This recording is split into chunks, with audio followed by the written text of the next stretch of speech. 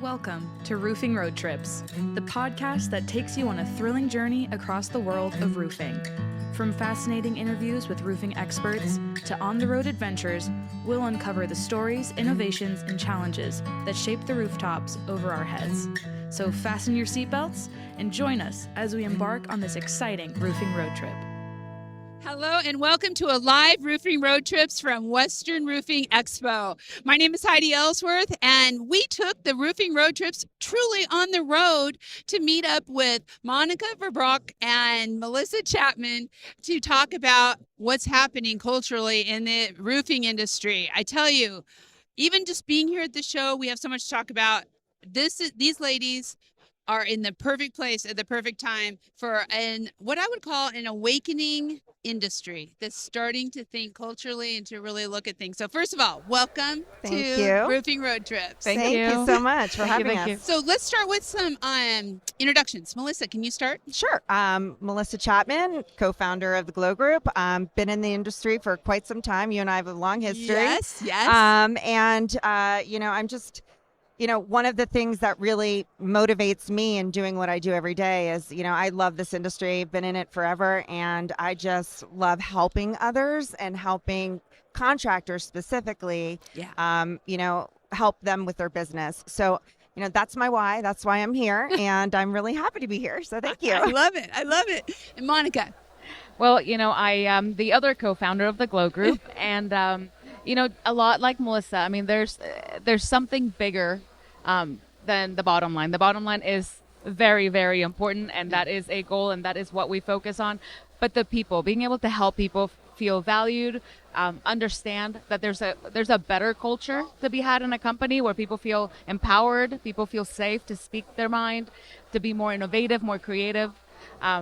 Being able to create that in this industry that I've been in for a couple of decades, maybe, decade and a half. And so that's my why. That's your why. I love it. Why? Why are we here? Because we want to share all this with you. It's so important. Okay, I'm going to start with where we just were, with the legislative luncheon. Yes. Because blown away by McKay Daniels' speech presentation. I would really love to hear your ladies' thoughts on it, because it was all about mental health and the importance, how important it is that we start acknowledging mental health, specifically suicide, and just what a toll that is taking on our roofing construction overall and our society. So Melissa, let's start with you. What do you think? Well, it was kind of astonishing and a little alarming, to be honest, when he gave us some statistics that in 2022, we lost 400 people from falls off the roof, and then come to find out, we lost 6,000 people to suicide. Yes. That was mind-blowing to me, and a real wake-up call in terms of, you're right, it's important. We need to talk about the importance of, taking care of our team, our people, and it's such an important part. And I know it's hard, especially for men, to ask for help. Yeah. But, as McKay beautifully put it, contractors are tough. Contractors are tough. They grit through, they push through a lot of adversity and challenges, and they're tough enough to ask for help when they need it. And that's what we really want to encourage. So for me, it was a real wake-up call that this is something that really needs to be incorporated into all contracting companies' culture. Yeah, it does. And then it is so true, because you think about working on a roof is not easy. Right. And so many of the people in our industry have come from the roof and now are running their own businesses, whatever. But you think, I'm just going to work through it. And Monica, I mean, that's what you were just talking about people and culture. We have to start doing things a little bit different. And I think it is, at least we're talking about it right now. And I think that was the refreshing part of it. It is an alarming statistic. It is scary to see that it's happening, but it's so amazing to see that it's being brought up to the light, right? Yes. That somebody's speaking about it. Yeah. And I think that's the first step, right? Awareness. You have to be aware, and you have to accept that it's happening, so you can then tackle the issue and actually address it and fix it. Yeah, it is so much. So as you guys are, I mean, the GLO Group has really set a precedent first of a kind to really work with contractors on culture, on succession, on people, and all those things. So, Melissa, talk to us a little bit about what motivated you all to start GLO Group. And really, I've seen GLO Group kind of evolve too, as you have seen challenges that contractors need help with. Talk about that a little bit. Well, that's a really good point. I mean, we got into this business because we saw a need. We saw consistently organizations that were very siloed or, didn't really integrate well with one another and utilize the tools and the people and the skills that they have to really maximize their opportunities. And so that was kind of how we began. And then it has evolved into, it's more than that. It's not just, the challenges. It's like now we have been able to identify real solutions to help organizations align, to help organizations, get more connected to one another and to be more effective in what they're doing and ultimately be more profitable. Yeah, and because if you aren't in tune with your people and with the challenges of what's going on in that business, you're not going to be profitable. Bottom line. So what are some of the common challenges that you're seeing, Monica, with contractors?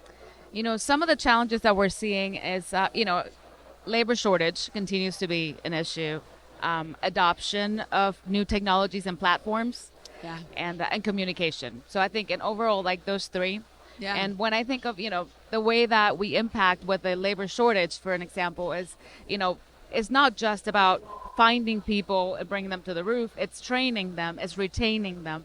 It's then maintaining a culture where these guys know that there's a growth plan, that they have a future in a company where they feel safe, not only physically safe, but safe to contribute, safe to be innovative, bring solutions to the table.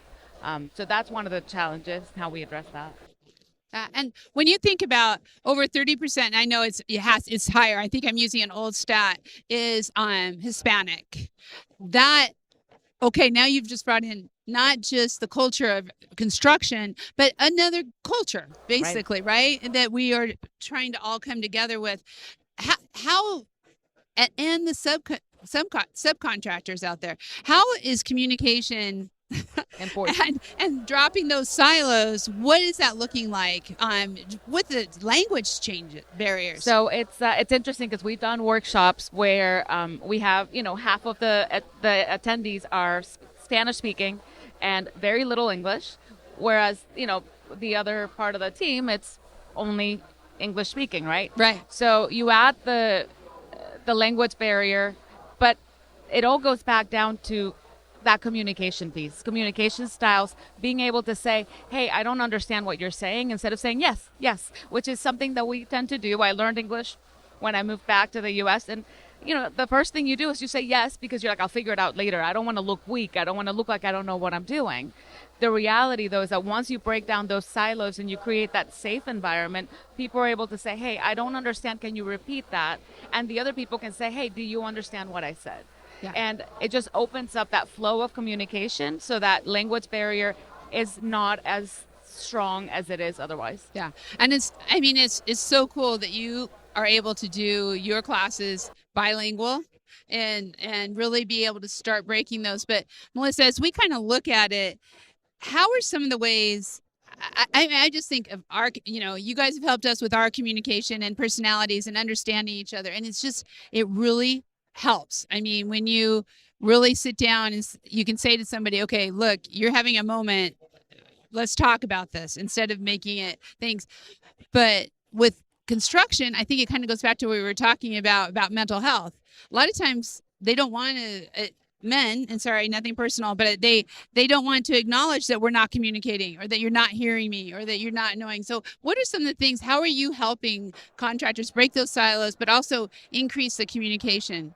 Well, it really boils down to culture and what kind of culture the organization or the company has. And if, the leadership is really intentional about creating an environment where, I want to hear what you have to say. I want to understand your challenges and I want us to solve these together. That is the first step to a journey of success, because if you have that open mind and that growth mindset, that really kind of helps bridge that gap that you may have in communication. We teach people different ways and how to communicate things that could be otherwise perhaps feeling uncomfortable, because with conflict resolution and how to approach conversations that you're focusing on the what and not the who, and those kinds of tools that we teach to help really kind of let's get to the bottom line, like what's really the root of the issue, so that we can be of the mindset of how do we solve it, how do we get better. So if any organization or any company that is looking to try to elevate their game, that's really what it boils down to, is really understanding that being open to other people's opinions and ideas is a really great thing. The more heads, the better, right? So true. So that's one of the ways. We also have tools that we provide to help with that. So it's communication. We talked about retention. If you have a culture that creates that environment, you're going to retain your employees. Yes. Not only that, but then you're going to have built-in recruiters for you. You're going to have your employees that say, this is a great company, you want to work for us, and you're not going to lose laborers over $1 to the competitor, because your culture is set in a way that I don't want to leave here because they care about me. Yeah. They give me tools and resources to make me a better person, make me a better employee. There's a growth opportunity for me. So those kinds of things is really, we really focus on helping organizations there. And one of the things is, and we'll say this till we're blue in the face, leadership, right? It's really important to get the leadership on board. Yeah. Because all of those things happen when leadership understands that you don't have to be the smartest person in the room to be successful. You want to grow your team. You want to be, a team player, and you want to teach your team to be that way. Everybody has an impact on everybody else in that team, but it starts with leadership accepting and understanding that. Right. So it's so important. And we were just talking about this right before we started this podcast, but sometimes that's not easy. It's not easy. No, it's not easy letting go. It's not easy letting go. And it takes trust. Yep. And it takes, it takes, the mindset that, okay, there may be some mistakes, but those are learning opportunities. Yes. They're not, you want to start slow, but, the most successful companies are team-led companies. Yeah. They're not led by one individual. Right. Yep. Right. And that is what makes it work. And I've seen that. I've seen that in our own company. I've seen it in my role. No matter, even sometimes that letting go is so hard, but the growth that comes with it is just out of this world. And it connects directly to that mental health piece. Yes. Because then it helps avoid that burnout Yeah. and feeling like the world's on your shoulders. Now you can share this workload with your team. So, what are you seeing from the contractors who you've worked with? What are some of the results? Well, some of the things that we're seeing, that, that mental health piece, being able to feel like, oh, I can actually take time off, or I can do what I do best for my business. I can grow my business instead of working in the business and doing the small things that you have a team that you hired that you're supposed to trust. Right? Yes. You hire people that are good at what they do for a reason. So let go. Yeah. So that's one of them. We've seen, creativity, innovation. People are bringing ideas to the table, solutions to the table. In terms of client experience, right? The bottom line, they're more consistent. All the touch points in the process of taking care of your client are very consistent now, because everybody knows where they fall, where their responsibility lies, and they know how to stay in their lane and just offer support when they need it. Right. When they need it. So it eliminates redundancies, which saves on cost. Yeah. So Yeah, and we've seen, after a year of working with an organization, we've seen 92% of our clients have seen an increase in profitability. So there is a direct connection. Yeah. There is. Well, think about how much it costs to recruit, and then if you can't retain them, how much it's just. Well, and it's even just the internal communication, people following processes. Yeah. So you're eliminating redundancies, you're reducing mistakes, you're, reducing your callbacks, your punch lists get smaller. All of these things are like the benefits of this work that we do. Yeah. That is so. I think again, I said this at the beginning. I'm gonna say it again. Your timing is perfect. It's kind of like we've probably been talking about this for 20 years, right? Right. And no one was really listening. And now it's that time where they're realizing. I think the labor shortage has helped that. People understand, but I also think this the call to diversity Yes. within the industry has between cultures, genders, everything has also taken this to the next level. Have you I seen would that? agree, absolutely. And quite frankly, the more diverse your team is, the more successful you're going to be, because you're going to have different perspectives, and they're going to be able to, they're going to be able to punch holes through any kind of idea that you may bring forward in a way that's constructive, so that you can then, anticipate any challenges or risks in advance. So, really leveraging a diverse team it really has many benefits. Right. You want to hear all the voices because your customers are all the voices. Exactly. And it makes sense. So, okay, how do people get in touch with you? How do they get started with this? Well, they can reach out to us. We have a website, glogroup.com, our email, let's chat at GLO Group. They can always even 855-GLOW today. Isn't that cute? I love it, yes. But they can. We're always available. We're at almost every trade show. We're really committed to the industry, having been in it for many years, and we're around. You're everywhere. And we can get you in touch anytime. But I also know that you have some new initiatives coming up. Do you have a new initiative that you'd like to share? So we do, and we want you to stay tuned for that. But it's going to be released at the beginning of next year. Yep. And all we can say right now is that it's going to help propel what we love the most, our contractors and our industry. Right. That's awesome. And that's yeah, it. it'll help otherwise I'll get carried away. Yeah, it'll be a resource that will help contractors scale their business in a very organic and effective and quick way. That is cool. So See, stay tuned. You hear it here Stay first. tuned. Every It's coming. time. January. It's coming. January. Okay. And you can always find the GLO Group on their Roofers Coffee Shop directory with all the information. Plus, I have to tell you, a lot of great articles, great videos. We've done a couple webinars, podcasts, things that really can help your business right now. So go find their resources and then get in touch with these ladies, because it will take your business to the next level in this new year. You're planning now. Plan on it. Thank you so much. Good luck with the show today. Thank and you. all You the too. great stuff that's been going on. For everyone out there, please visit the GLO Group directory, and also check out all of our podcasts under the Read, Listen, Watch, and navigation under Roofing Road Trips, or on your favorite podcast channel. Please subscribe and set your notifications so you don't miss a single episode. We'll be seeing you next time, and literally this time we are seeing you on Roofing Road Trips. If you've enjoyed the ride, don't forget to hit that subscribe button and join us on every roofing adventure. Make sure to visit rooferscoffeeshop.com to learn more. Thanks for tuning in, and we'll catch you on the next roofing road trip.